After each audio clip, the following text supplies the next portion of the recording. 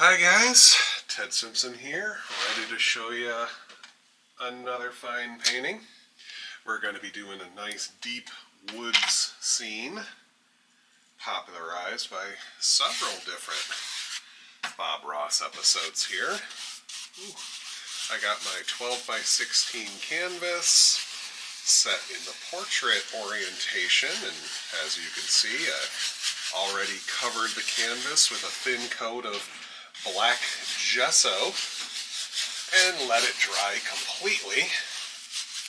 And I'm just throwing on a quick heavy coat of liquid clear. This is far too much. I dipped when I should have dabbed or something.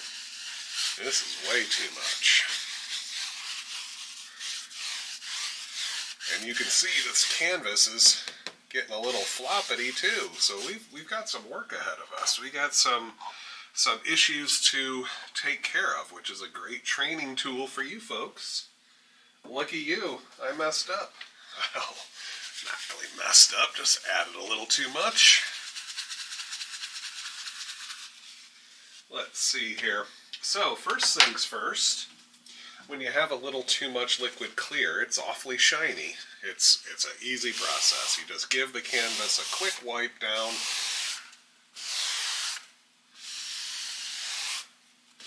Take that heavy shine away. Ooh, had a little extra color on that 2-inch brush from yesterday's attempt. I've done this painting a couple of times, and did it Bob style with the green background. I did it my own style. Well, Bob actually did another wood scene with blue in the background. That's what I did with this brush. And the video did not work yesterday. I don't know what exactly happened, but it's definitely not going to work. So I'm doing it again. Now, I'm just going to take my bottle of water and I give the back of the canvas a brief spritz. That's with a couple extra H's in there, spritz.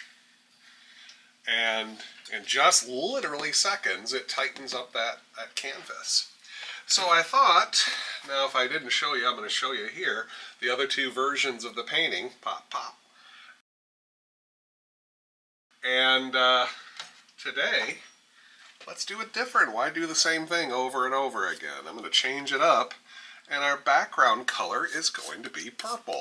So, crimson, phthalo blue, making sure to give it a decently thorough mix, getting it up, getting it off, getting it on the knife, spreading it off the knife. And what color do we get? You can see the general shade and the residue there on your palette space, but if you really want to see what it looks like, I take a little bit of white and my color and I mush them together. I think we did it. Right off the bat. A nice royal purple. So we leave that alone, and I'm going to come up here, get some of that color on my brush, and just like that 2-inch brush, I did almost like a third of the canvas like that. Bash some into the brush, and then either crisscross stroke or scrubbing. Little circle strokes, a little over half now. Load a little bit of color, bash it in, spread it on, grind it in. It's just that easy, you know? Sometimes when I'm teaching classes, students want to take like a half an hour just putting on this undercolor. It doesn't take that much attention, okay?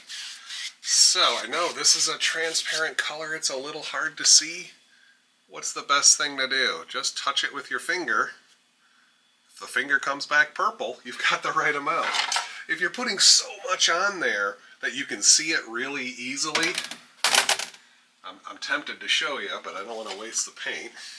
If you can see that color super clear, it's super thick, it's sticking off the canvas, it could be a little too much, and it can affect how much and how quickly you blend the color. So, of course, like with anything, practice makes perfect, and you get to understand how it reacts and how the painting goes, depending on how much undercolor you have, how much liquid clear you used, or didn't use. So, what do? We get to put in our light source here. Now Bob, in some of his videos, he would tap down like that. Sometimes he literally just wipes. Just going to pick up some of this color.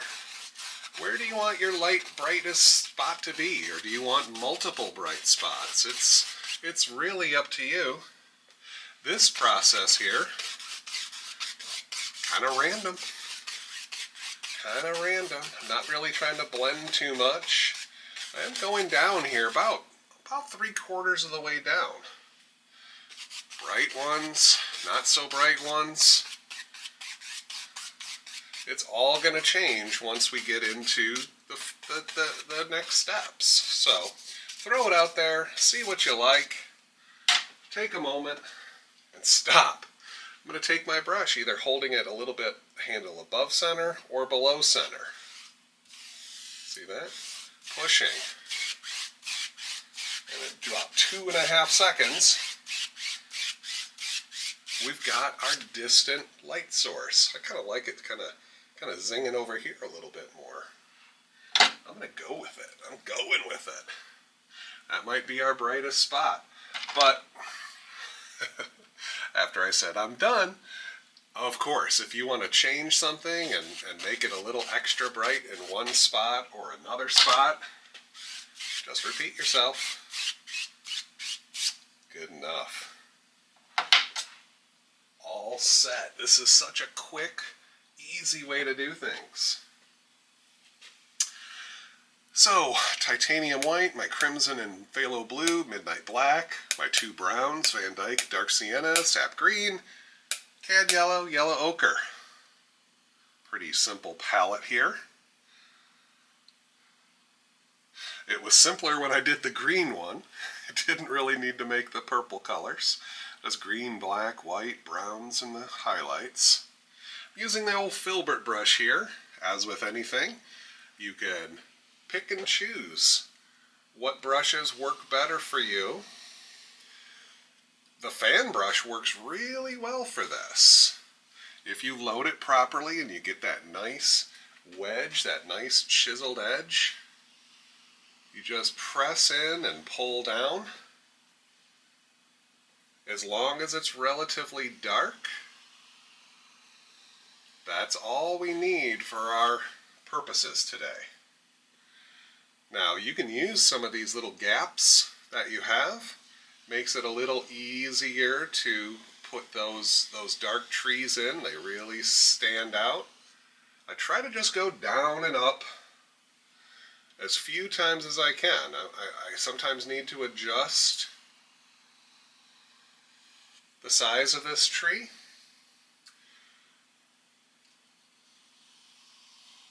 These guys are just kind of hanging out in the back for now.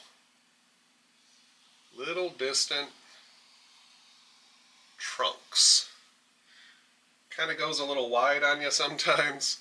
Yeah, I get the need, I get the urge, I get the temptation to fiddle it to death, but eventually those trees just keep getting bigger and bigger. The more you fiddle with them. Maybe a little guy. Is it a sapling? Something like that. Oh, here I am. Getting that temptation to fiddle. I wanted this one to be super skinny, and I made it just about as big as the rest of them. Bringing them down. The lower you bring them, the more options you have. Okay? So, let's call that good for now. I'm not even going to clean this brush. Just set it aside. I usually end up with several brushes that I have to clean up at the end of the painting. Now,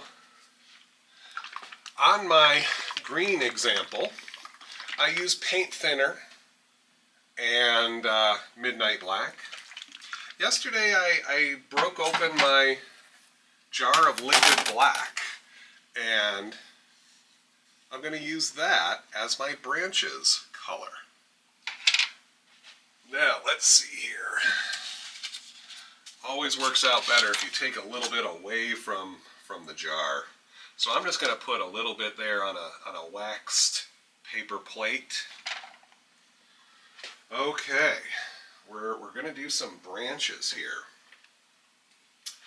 And what we do with branches, you can thin these a multitude of different ways, and each way is a little bit different.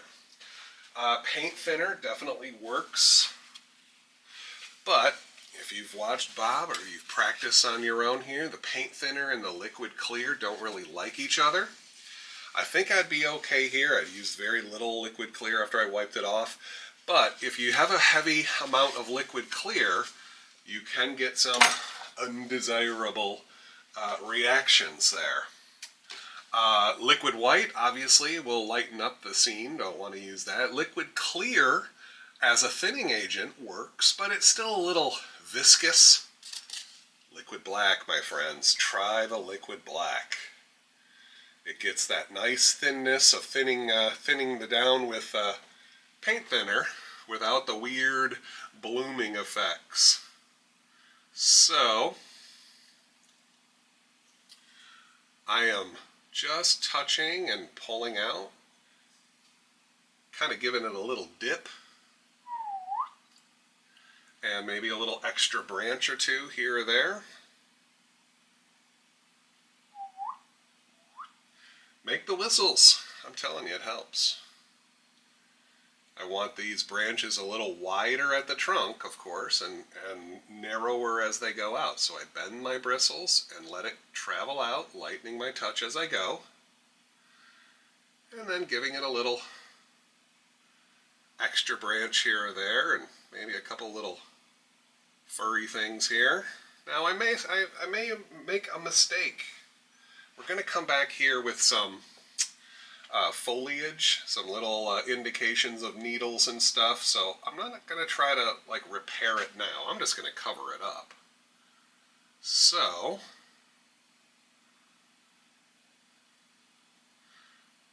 give your brush here, I'm picking up some color, but I'm also rolling it to keep that nice tapered effect.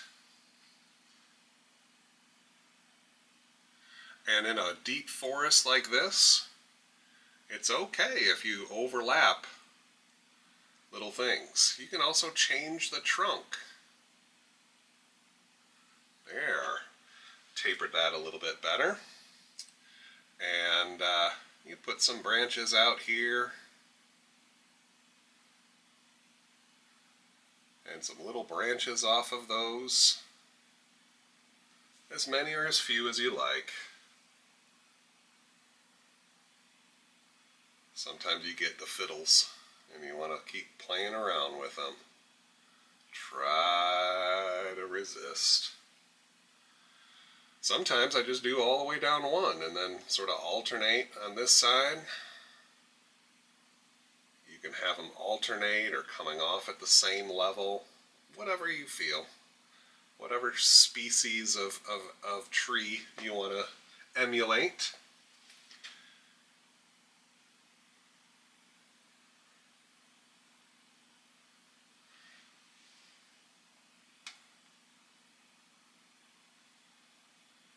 Sometimes I'll just kind of run the brush up and down the trunk just to smooth things out. Boy, I am trying to avoid that one for some reason, that little guy. He's tempting me.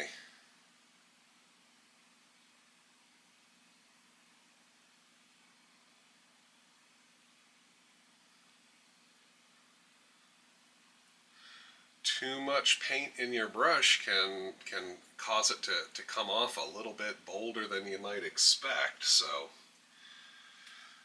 practice is your best teacher. Is that a phrase? I don't know if I came up with that or someone else had said that at one point. I like it though.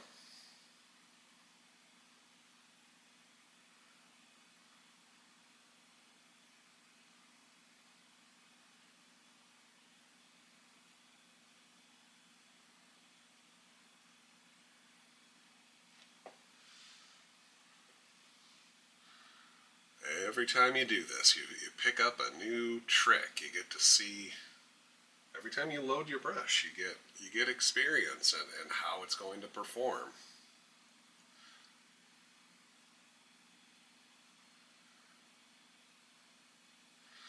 Angles matter.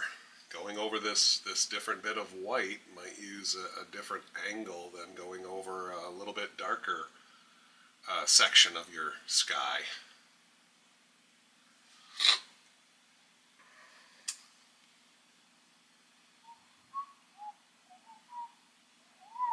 There we go. And sometimes your trunk just happens to keep getting wider and wider. You want that to be a little bit tapered, right? It should be a little wider at the base than it is at the top. I'm going to try to not judge myself too much here. We've got options if there's things about these trees you don't like. So try not to fret. I'm going to bend the bristles and pull up. Maybe there's a couple of other different trees hanging out down here. Something in the background, I don't know.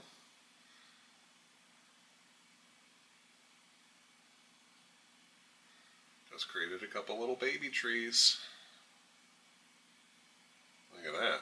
There's a little bit of not caring, just kind of whipping my brush up and down, throwing in some little sticks and twigs here and there. Who's to say how much of this we'll see?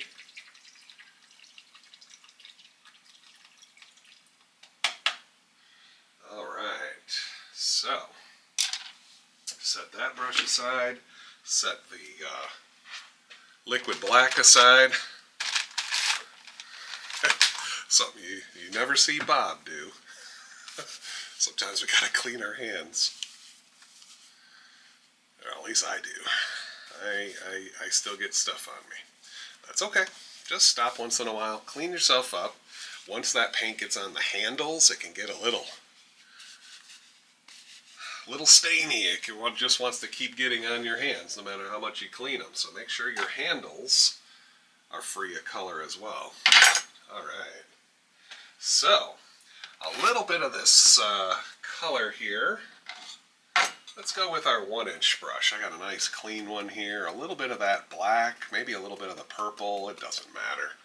And I want to create some indications of bushes. Overlapping the base of these trees. Nothing too specific or detailed. Something like that, just a little bit of dark color. We'll figure out what's what when we put some highlights in. But before I do too much else, I gotta come back here with a little bit of that purple color, some black, and I'm pushing up. Now you can tap down and make some frowny shapes, or you push up and you make some smiley shapes. Just want to put indications here of some leaves on these distant trees, needles, whatever we're talking. A little bit here, a little bit there. Don't need a lot. I don't want to cover up all my cool light source back there. But as I was saying here, any of these branches you didn't like, perfect spot to cover them up. Now, who's to say how much are on these trees? This one here, I'm leaving this one, little guy blank. He doesn't have too much out there, if at all. So here and there, we're seeing some of these branches at the end. Some of them are getting covered up. Who cares? Don't worry about it. Forgot this one. Here and there. Push it on, leave it alone. You don't want to keep hitting the same spot or they will start mixing in with the white. And that could be undesirable. I think that's the word of the day, undesirable. All right, where'd that 1-inch brush go? There it is. Kind of caught the light in a different angle here, saw that? There, just needed to touch up that spot. We are really, really low. And again, I'm going to put out some comparisons here and show you the different effects you create by where your land begins, you know? Something like that. All right, let's clean this 1-inch brush anyway. I should just use a different 1-inch brush because of the paint thinner problem. But we gotta beat the devil out of this at least once. Clean brush, but I am gonna set it aside and use a newer brush here. Okay, let's flatten down my yellow and the other yellow, and flatten down my sap green as well. That way we can create our highlights. Now we got to decide again how to thin this paint down to see if we need to thin it down first. Let's see. Look at how I'm tapping. You see what bristles are catching the paint? Top half of the brush. Look at the texture. You want this kind of bumpity, lacy texture. A little bit of the yellow, maybe a little bit of yellow ochre. What the heck? Let's try one of these. Maybe if it's too bright, we could dull it down with some black. The black makes green. The sap green makes green. The blue makes green. Figure out what green you want. And tap one of these little bushes. Reload. Move on. There, that one's got a little more yellow ochre to it. And you notice here I'm just staying right up at the top. I'm going to try to create layers here. Layers in our scene. So I'm not going down and filling it all in right now. This is working pretty good. We don't have a thick, heavy layer of the shadow color, so this color doesn't really need to be thinned. It's working pretty good on its own. If it's not working good enough for you, an infinitesimal drop of the liquid clear or paint thinner or liquid white will thin the paint down just enough for it to stick like I'm doing here. You have to be careful when you're thinning those paints. It's very easy to over thin it. Now, I'm using a little bit of white to lighten up my color a tad. And as I come down, I leave a little bit of dark as a separator, and it creates that second layer of bushes. Okay, maybe there's some bushes off in the distance. I might leave a little bit there. I'm looking for a subtlety here of color differences. Something like that. Not too bold in our scene. Maybe these will be a little bit brighter right here. So over on this side, things are just a little duller. A little darker. A little mellower. There we go. Now if I were to grab, again, the way that I explained it recently was 1 drop of liquid white, a half a drop of liquid clear, or a 1/10 of a drop of paint thinner. That's the ratio because the different products have different thinning capabilities. Okay, the paint thinner is of course the strongest, so you want to use the least amount. Now I just put a little bit of extra color on these bushes here. I thin the paint down just a tad so that this brighter color will stick to the first highlight. I like that. All right, so a little bit of the green and yellow ochre here. I need one more bush right there. Ooh, even got some like little yellow ochre flowers on this bush. It's kind of cool. How many bushes do you want to see in yours? That's how many you should put in. Just follow the basic technique here, leaving little bits of dark in between your layers, and I think we'll call that good. Okay. I say that as I load up my brush to keep it. I like this little bush. It kind of turns into a whole line of stuff here.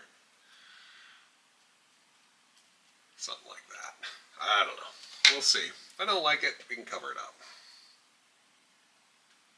So, let us put in a little indication of a path. Now I'm using some of my two browns here, mostly Van Dyke brown, a little bit of dark sienna, and let's just say there's a little winding path starting here, coming out, using the small edge of your knife or the large edge. It doesn't really matter, the long edge I should say, but I'm spreading this sideways. Notice how my angle is always nice and flat. That's going to give that path the illusion here, or the indication that we can stand on it. You know, if I'm pulling straight down, just the effect is just doesn't work. It doesn't look right. Something like that. Now, highlighting the path is just as simple as taking a bit of the titanium white, a little bit of the dark sienna, a touch of the brown. Looking for a color here that looks interesting. See? Kind of marbled. If you overwork it, it just kind of turns, you know, a kind of a dead beige here. So the less you work it, the more interesting the colors you get. I cut off a little roll of paint. Now, just like snow on the mountain, I'm just barely grazing. It's a really light touch. You can go one direction or the other, but you go over it too many times and all those colors just kind of blurp. They kind of mix together. I was going to say they kind of blurp together. I don't know what I'm talking about sometimes. I'll make up a word or two here or there. But it's easy to over highlight, which I'm just about right there myself. I'm going to get just a little bit more white on my roll of paint. And let's see if we can't just zing it a little more.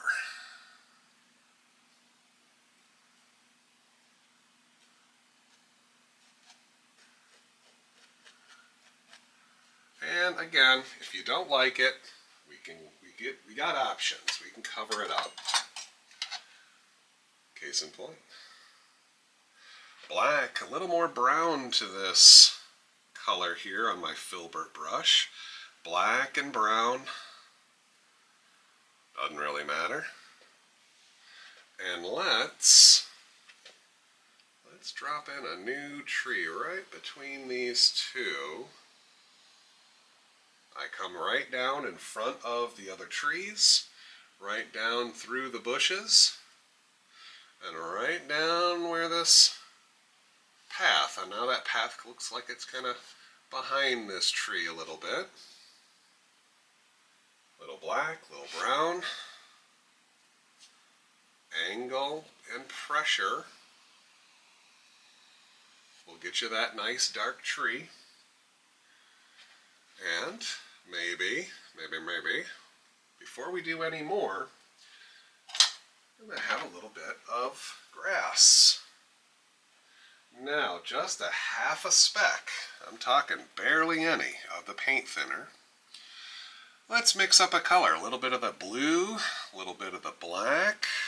Ooh, boy, that makes some interesting color right off the bat. A little more of the yellows. Just trying to find some variation here. I don't necessarily have a lot of paint in my brush at the end. A lot of it's getting wiped off. But you'll find what works for you as you're doing this. Now, the same way I pushed up, we can have a little indication of this growing grass here. Pushing up bends the bristles and creates that growing, almost weed-like grass.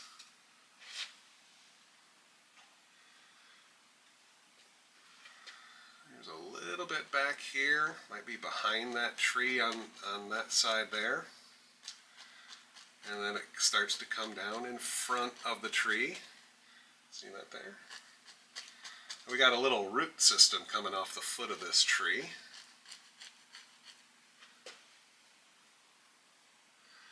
And of course, as always, angles are important. We could have this be very flat grass.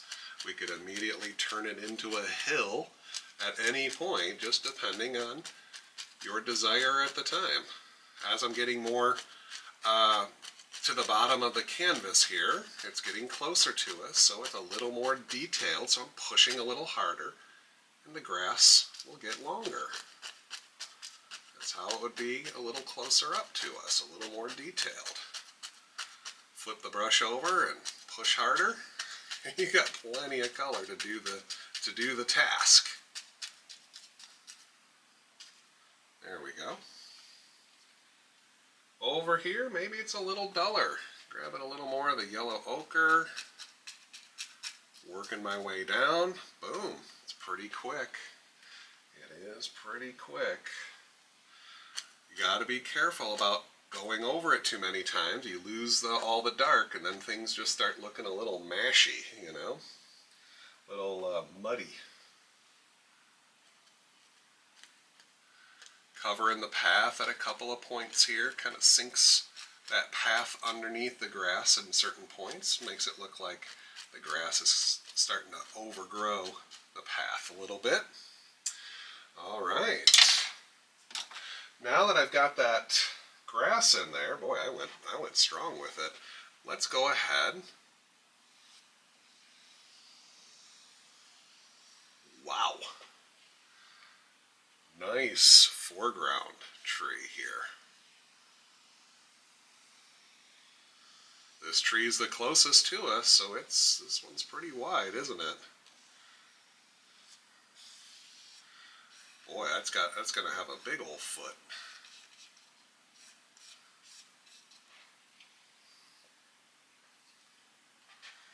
And maybe you want to see something cool? I didn't highlight anything yet, but watch how I just turn this tree from the back to closer to the front. Just like that. I love that. That's such a cool perspective. Perspective switch. Pulled a little extra out there for you, and just like that, we get a tree in the foreground. Really create some depth to our scene now with the sky back there and the bushes and the 2-3 layers of trees. All right, let's really make this look like these trees are nice and close to us by highlighting them. I've got some color right here. A little bit of that white with dark sienna, and I'm holding just a very small roll on the knife. And again, it's all about just this light touch. The angle that you're holding the knife will change the size and shape of your little highlights. I'm going for these very vertical, thin lines here. So my angle at first is quite almost straight in.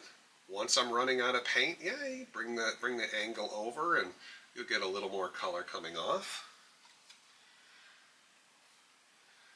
The color you make on the knife will change when you make it all kind of marbly like this. So you get some little variations Little overlapping vertical lines gives you that cool bark effect. Now, I did really focus on one section of my background sky there being a little bit brighter. That's why I put the highlights on this side. Don't forget the foots. You need a little bit of highlight coming down here if you think that the light is striking it. That small edge of your knife can really help you out finding the exact angle you need. Now, on this tree here, I'm going to actually highlight this one a little bit more on the left side, because that's the side I think is going to be catching the light a little stronger. So once I get these lines on, and I'm just focusing on roughly half of the trunk, you know, one half of the trunk. You don't want to necessarily highlight the whole thing. We might have some shadow on the other side. Ooh, spoiler alert. Now, I'm really just focusing on just the trees in the foreground here. The ones in the background, the sun is kind of pushing so hard through there, we wouldn't necessarily see that detail, although you are more than welcome to put some on. Finding some spots here. Sometimes I just move my knife as I'm touching, and it helps create that vertical bark effect. Wipe your knife and reload as often as you need to get those consistent little lines that come off the blade there. And I'm using the short edge and getting some out there on the foot. And here we go. We got this big old tree in the extreme for a foreground. I was just talking with a student. We did a little virtual lesson, and we talked about the size of the canvas. And it really makes a difference, you know. Sometimes some of these techniques, I find it easier on a bigger canvas. You have a little bit more, you know, room to play with. Same thing when you're making these trees. It can be a little bit easier when you're doing this on a big trunk. You don't have to worry about going outside the edge of the tree as much as when you're making the tiny, narrow trees. So when you have a bigger canvas, you can afford to do different things and practice. And again, that's the other watchword of the day is the practice. Practice makes all of this change every time you do it. And you work with what you have because you got the familiarity. Switching over to the small side here and finding my angle and just kind of running some of this bark up here and creating a little bit of an angle for the foot of the tree. And maybe there's a little root starting to come over the path. Who knows? It happens. In my youth, I used to do a little bit of woods mountain biking type thing, running through the woods, and you always get caught by a root here at some point. There we go. So take a moment, take a step back. Is there really more fiddling you need to do? Maybe. Maybe. Then again, I'm going to take just a bit of the phthalo blue, a very small amount of white. Okay, I know I put out some white here. You'll find the color that works for you. If it's too bright, you can always add a little bit of color or dull it down. You can use Prussian blue if the phthalo blue is a little too strong for you. And ooh, that is awfully bright. So here and there, on the other side of the tree, the side of the tree facing away from the light source, a little indication here and there. Don't need to go too overboard with it. A little cool shadow. Some parts of this tree. add a little extra zinger.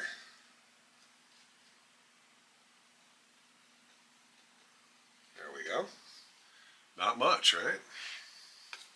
Doesn't take much. Maybe this one needs a little bit more. There we go. Or even the small edge of your knife. Let's see if I can just kind of stretch that down. And if it's a little too strong, look how I just rub. And it'll pick up some of the undercolor and kind of calm it down a little bit. Or if it looks a little too lumpy, you just touch and drag it up and down. And you can kind of stretch that color while dulling it at the same time. Lots of different things you could do here. Maybe a little bit more right there.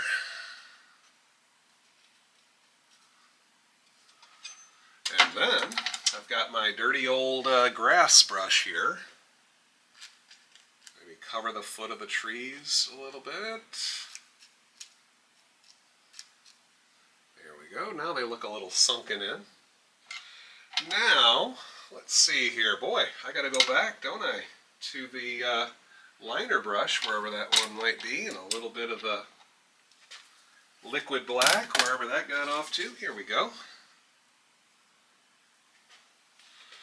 So, brought these trees here. Now this tree, that one was a background tree, so just maybe a couple little changes here. That tree's basically done with the branches. I've got another tree here.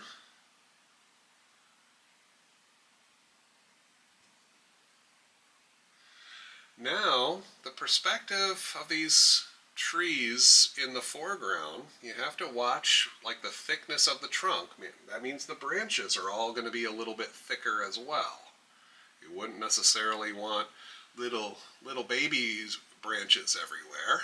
So play around with it, put out a couple. Now look at this big mamma jamma here. This one's going to have probably the thickest branches of all. Maybe not too many. But a couple. Kind of going off screen, so to speak.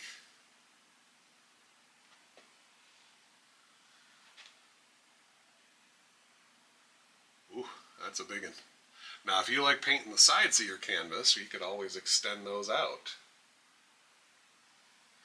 Maybe one right here.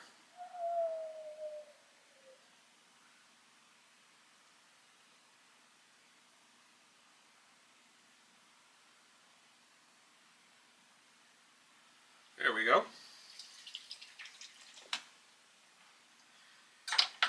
Now we have our brush here, and maybe there's a couple of branches on these foreground trees. Yeah, not too much to take away from the background trees, I hope. There we go. So let's find a color here. I've got my yellow. I'm going to go with more of the sap green feel to it. Maybe just a touch of liquid white. Touch of that. And half a skip, a bare touch of the paint thinner, just to make it able to stick to the background. So we got this tree here in the foreground, and little pop pop, little pop pop, little highlights on these trees.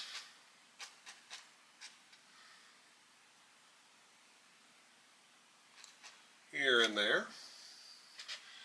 Got this big old foreground tree. There's something in the front.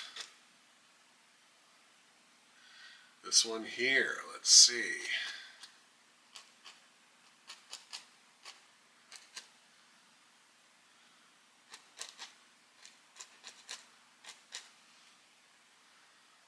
Makes it stand out from the background trees.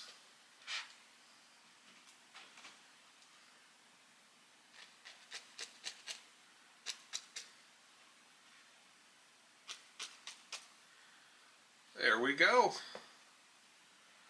Wow. I think we just about got it. What else do we need? I tell you what, when you figure out what it needs, you make one yourself. And comment here and let me know how you changed yours from how I did mine. One of the last things, of course, let's thin down some color here. Maybe a little bit of this, just this super light stuff here. Mostly white, paint thinner. It's got a little touch of the green to it. As long as it stands out. Ooh, it's a tiny signature today. A little T, a little S, a little 2, and a 5. Boy, that is a funky S. There we go.